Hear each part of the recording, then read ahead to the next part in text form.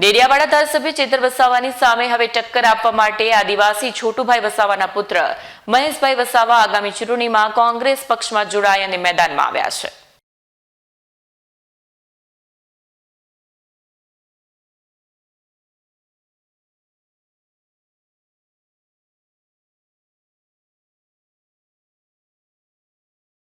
વસાવા અને મહેશભાઈ વસાવા એ ત્યારે ધારાસભ્ય કારણ હશે એટલે ભાજપ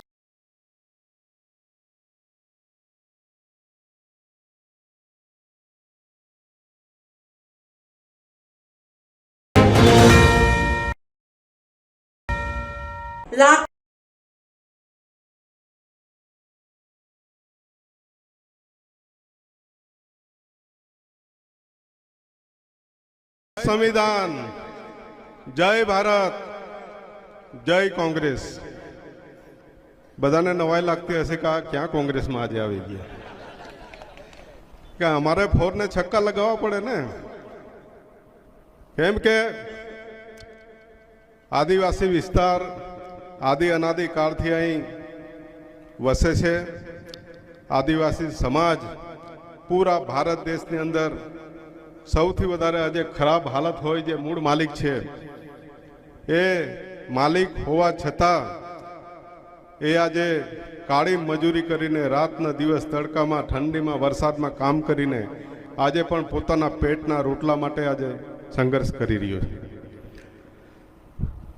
તો આજે ખાસ કરીને હું કોંગ્રેસમાં એટલા માટે જોઈન થયો છું કે હું વર્ષોથી જોઈ રહ્યો છું અમારા ગરીબોના મસીહા છોટુભાઈ વસાવા સાહેબે સંઘર્ષ કર્યો અને સંઘર્ષ કરીને લોકોને જાગૃત કર્યા. જળ જમીન જંગલ માટે લડતો કરી.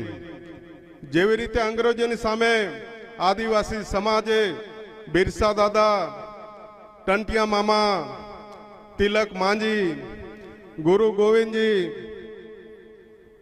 મોતીલાલ તેજાવત આ બધાએ આપણા સંઘર્ષ કર્યા છે અને હજારો લોકોની અહીં ગાડી હત્યાઓ થઈ છે. એમણે પણ આ દેશને અંગ્રેજોની સામે લડાઈ કરી. અહીં ગોળા અંગ્રેજો આવ્યા હતા એને ભગાડી દીધા. આદિવાસીઓ કોઈ ક્યારેય નમતું નથી આપી.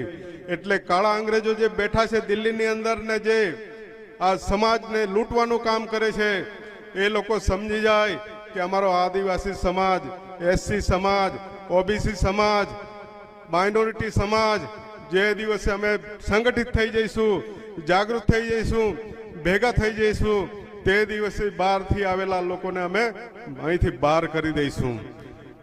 કારણ કે આદિવાસી વિસ્તારની અંદર જળ જમીન જંગલ લૂંટવા માટેનું કામ કર્યું છે. અમારે તો આજે વધારે નથી કહેવું. ખાસ કરીને મારે આજે ગુજરાતના આપણા પ્રભારી જે મારું કોંગ્રેસમાં જેમણે જોઈન કરાવ્યું અમિતભાઈ ચાવડા અને સાથે મુકુલ વાસનિકજી, સાથે સ્ટેજ પર બેઠેલા સૌ કોઈ ધારાસભ્યશ્રી, માજી ધારાસભ્યશ્રી અને કોંગ્રેસ પક્ષના હોદ્દેદારો, સામે ભાઈઓ બહેનો યુવાનો સૌને હું આહવાન કરું છું કે આવનારા સમયની અંદર ઉમરગામથી અંબાજી સુધી આપણી લડત ચાલુ રહેશે. અમે બોલવા કરતાં કામ વધારે કરીશું. ગામડે ગામડે જઈને અમે મિટિંગો કરીશું, શિબિરો કરીશું અને આખું સંગઠન સમાજનું એસસી એસટી ઓબીસી માઇનોરિટીનું સંગઠનો બનાવીશું. ને આપણે જે આ ચૂંટણી હમણાં તાલુકા જિલ્લાની જે ચૂંટણીઓ આવી રહી છે એમાં અમે પરિણામો લાવીને બતાવીશું. આપ તમે જોઈ લો 14 જિલ્લાઓ 52 તાલુકા ગુજરાતની અંદર છે. એની અંદર અમે જબરજસ્ત મહેનત કરીશું. બીજું સાથે સાથે અત્યારે આ ભારતીય જનતા પાર્ટી ભાજપ આદિવાસી વિસ્તારમાં એક પ્રાણીને લાવ્યા છે. દિલ્હીથી આવેલા ઠગ લોકોનો એક એજન્ડા ગાડી બન્યો છે ગુજરાત જોડો યાત્રા કરવા માટે.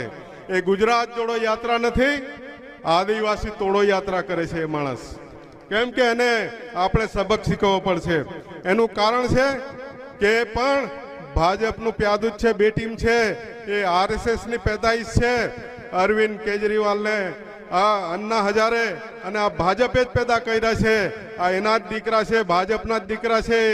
એટલે એવા લોકોને ઓળખી લેજો. એનું કારણ છે કે આવા માણસોને હાથા બનાવી આપણે જ્યારે જંગલ કાપવાનું હોય તો આપણે લાકડીનો હાથો જોઈએ તો જંગલ કાપી શકીએ.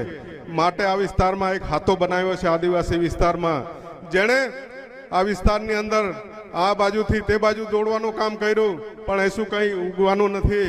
સાહેબ, હું ડેડિયાપાડામાં 22 વર્ષ લડ્યો છું. હું 2 વખત ધારાસભ્ય બન્યા છે. એ આજે જ્યાંથી ધારાસભ્ય છે ને, એમની એક પણ સીટ ત્યાં ગાડી તાલુકા જિલ્લામાં પણ નહીં આવવા દઈએ ને આવનારી વિધાનસભા પણ અમે એમને ત્યાં હરાવી દઈશું. તો આપની વાત બિલકુલ સાચી છે, પણ રાજકારણમાં આવું બધું ચાલતું હોય છે. આવાગમન જાહેર જીવનમાં એ થતું રહેતું હોય છે. અનેક નેતાઓ એક પક્ષ છોડીને બીજા પક્ષમાં જતા હોય છે. મોટા મોટા દિગ્ગજ નેતાઓ પણ આ રીતના પાર્ટી એક પછી એક બદલતા હોય છે. મહેશભાઈ ડેડિયાપાડાના 2 ટર્મના ધારાસભ્ય હતા. ભારતીય ટ્રાઇબલ પાર્ટીના ખૂબ મોટા દિગ્ગજ નેતા હતા. પરંતુ ભારતીય ટ્રાઇબલ પાર્ટીની તોડી ચૈતરભાઈ વસાવા આમ આદમી પાર્ટીએ, જેના કારણે સમગ્ર ભરૂચ જિલ્લા, નર્મદા જિલ્લાના પૂરા ટ્રાઇબલ બેલ્ટની અંદર આમ આદમી પાર્ટી તૂટી ગઈ. અને એને કારણે મહેશભાઈ ઘણા બધા દીધવામાં હતા. થોડો ટાઈમ ભાજપમાં આવ્યા, પણ ભાજપની વિચારધારા એમને અનુકૂળ ન આવી, કે જે પણ કંઈ કારણ હશે તે.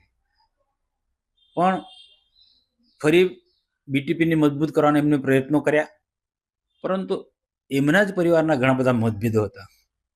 એમના નાના ભાઈ દિલીપ બાપમાં હતા.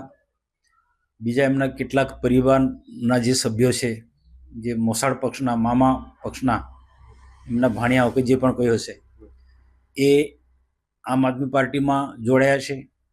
તો આવા સમયે મહેશભાઈએ પોતાનું ભવિષ્યનું વિચારી, ભવિષ્યના રાજકારણનું, રાજકીય કારકિર્દીને ધ્યાનમાં રાખીને એમણે કોંગ્રેસમાં જોડાવાનો નિર્ણય કર્યો. ને હું તો માનું છું બહુ સ્પષ્ટ રીતના કે ભારતીય ટ્રાઇબલ પાર્ટી એ પણ એક પ્રાદેશિક પાર્ટી હતી. આમ આદમી પાર્ટી પણ એ પ્રાદેશિક પાર્ટી જેવું છે. ભવિષ્યમાં કેટલું ઉજળું, કેટલું ભવિષ્ય છે આમ આદમી પાર્ટીનું એ નક્કી નથી. પણ નેશનલ લેવલની એક પાર્ટી કોંગ્રેસ છે. એ નેશનલ લેવલની પાર્ટીમાં મહેશભાઈ ગયા છે, એટલે સ્વાભાવિક છે કે આવનારા દિવસોમાં એની જે વિચારધારા જે છે, પ્રજાના જે કામો કરવાના છે, એને ત્યાં અનુકૂળ આવશે. અને આજે કોંગ્રેસમાં એમના જવાથી ભારતીય જનતા પાર્ટીને કોઈ નુકસાન નથી થવાનું. એ નુકસાન થવાનું છે આમ આદમી પાર્ટીને કે ટ્રાઇબલ પાર્ટીને. આમ તો ટ્રાઇબલ પાર્ટી હવે મહેશભાઈના ગયા પછી એનો અંત આવી ગયો છે. પણ એટલું ચોક્કસ માનું છું કે આવનારા દિવસોમાં મહેશભાઈના કોંગ્રેસમાં જવાથી કોંગ્રેસને થોડું બળ મળશે, એવું ચોક્કસ માનવું પડે. અને આમ આદમી પાર્ટીમાંથી પણ કેટલાક લોકો મહેશભાઈ સાથે કોંગ્રેસમાં જશે એવું કેટલાક લોકોના મોઢેથી વાતો સંભળાઈ છે. જે પણ કોઈ હશે તે પણ આવનારા દિવસોમાં રાજકારણમાં ખૂબ મોટો ફેરફાર થવાનો છે.